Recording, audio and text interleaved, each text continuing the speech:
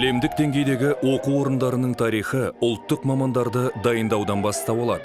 Қазақ топырағында кәсіби өнер мамандарын дайындау Қазақ ССР-ның 1933 жылдың 29 сәуіріндегі Кеңес халық ағарту комиссариатының театр музыка мамандарын даярлау шаралары туралы қаулысы бойынша республика театрларына кәсіби актерлар дайындауды қолға алған кезден басталды. Осы жылдың 8 қыркүйегінде қабылданған халық өнерін дамыту туралы қаулы өнер түрлерінің жаңа арнада дамуына ұйытқы болды. Сол жылы құрылған театр музыка училищесіне алғашқы студенттер қабылданды. Театр музыка училищесінің бірінші құрамын 16 адам бітіріп шықты. Солардың қатарында Айша Абдулина, Хадиша Бөкеева, Әмина Өмірзақова болды.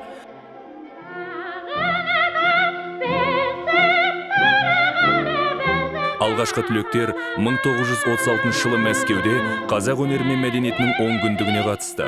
Мәскеудегі 10 күндік қазақ деген ұлттың жойылмағанын, оның терең тарихы, өшпейтін мәдениеті мен өнері, рухы күшті екенін көрсетті. Мақсатты түрде өнер мамандарын дайындауға Қазақ ССР халық ағарту комиссары Шығыстың Луначарский атанған Темірбек Қарауылы Жүргенов ерекше көңіл бөлді. Қазақ әдебиеті мен өнерінің 10 күндігі төл мәдениетіміздің алуан түрлі қырларын, тамыры терең құнарын, қайталанбас ерекшелігімен сипатын берісі Кеңес одағына, әрісі Еуропаға паш етті. Бұдан соң Қазақ ССР халық комиссары қаулысымен 1939 жылы театр музыка училищесі, музыкалық училище, театр училищесі болып екіге бөлінді. Театр училищесі актерлар мен режиссер мамандарын даярлауға кірісті. Өнер мамандарын даярлаудың ауқымы кеңейіп, 1955 жылы Құрманғазы атындағы өнер институтында театр бөлімі ашылды. Есімдері мен шығармашылықтары қазақ театр өнерінің шежіресіне мықтап енген тұлғалар Асанәлі Әшімов, Фарида Шәріпова, Райымбек Сейтметов, Сәбит Оразбаев, Есмұхан Обаев, Маман Байсеркеұлы, Виктор Пұсырманов осы факультеттің түлектері. 1978 жылы Алматы мемлекеттік театр және көркем сурет институты жеке шаңырақ көтерді. 1989 жылы 28 қаңтарда Қазақ КСР министрлер кеңесі Алматы мемлекеттік театр көркем сурет институтына мәдениет және өнер саласының дамуына зор үлес қосқан Қазақстан халық ағартушылар комиссары Темірбек Қарауылы Жүргеновтың есімін беру туралы қаулы қабылдады.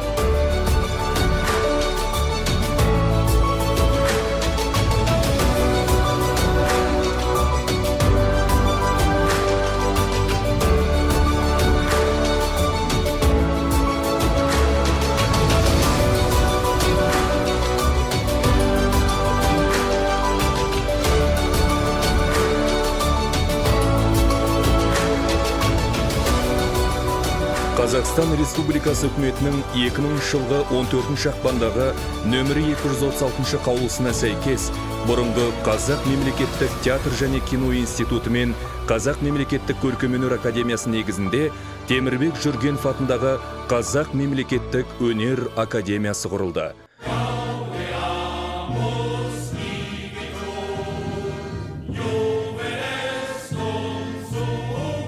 Қазіргі таңда академияда 6 факультет жұмыс атқарады.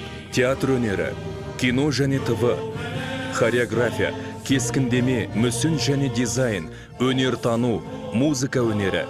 Мамандарды дайындау бойынша 23 кафедра жұмыс жасайды. Оның ішінде 17 шығарушы, 6 жалпы академиялық болып табылады. 2001 жылдың желтоқсан айынан бастап академия құрамына республикалық көркемөнер колледжі қосылды. Сол уақыттан бастап өнер саласында көп сатылы мамандарды даярлау басталды. Мектеп-интернат, колледж, бакалавриат, магистратура және докторантура. Академияның профессорлық оқытушылық құрамы 400-ден астам адамды құрайды. Оның арасында 11 Қазақстан Республикасының халық әртістері, оның 2-і КСРО халық әртісі, 15 Қазақстан Республикасының мемлекеттік сыйлығының лауреаттары, 11 Тарлан тәуелсіз сыйлығының лауреаттары, 68 мәдениет және өнер саласының еңбек сіңірген қайраткерлері, 29 халықаралық және республикалық байқаулар мен фестивальдар лауреаттары, 40 жоғарғы академия комиссия профессорлар мен ғылым докторлары, 58 ғылым кандидаттары, 15 PhD докторлары, 50 доценттер. профессорлық оқытушылық құрамның магистранттар мен докторанттардың ғылыми зерттеулері өнертану мен кәсіби білім берудің басым бағыттары бойынша жүргізіледі. Қазақ ұлттық өнер академиясы алыс жақын шетелдердің Ресей, Германия, Венгрия, ТМД елдерінің жоғарғы оқу орындарымен байланыстары кеңейе түсуде. Академиялық ұтқырлық бағдарламасы бойынша аталған елдерде студенттеріміз оқып қайтты. Академия оқу үрдісіне қажет бүгінгі техникалық құралдармен, компьютерлі аудиториялармен, кескіндемешілердің, мүсіншілердің, дизайнерлердің, аниматорлардың, шығармашылық шеберханаларымен, хореография класстарымен, оқу театрымен, телевизия студиясымен, музыкалық класстармен жабдықталған.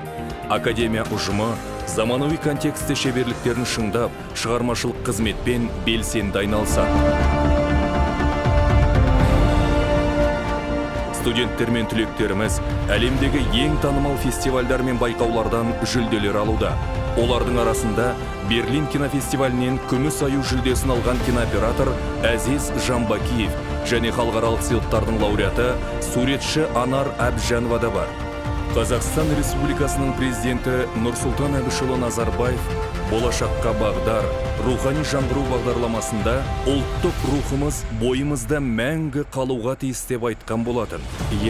Ұлттық рухтың жас ұрпақ бойында сақталуына Орталық Азиядағы іргелі жоғары оқу орындарының бірі болып табылатын Темірбек Қараұлы Жүргенов атындағы Қазақ ұлттық өнер академиясы да үлкен үлес қосып келеді. Түлектері әлемдік және ұлттық мәдениет пен өнердің алтын қорын құрайтын шығармашылық зиялы қауымын дайындайтын, өзім мойындатқан қара шаңырақ мәңгілік елдің мәңгілік өнерін жасау жолында алға қадам басуда.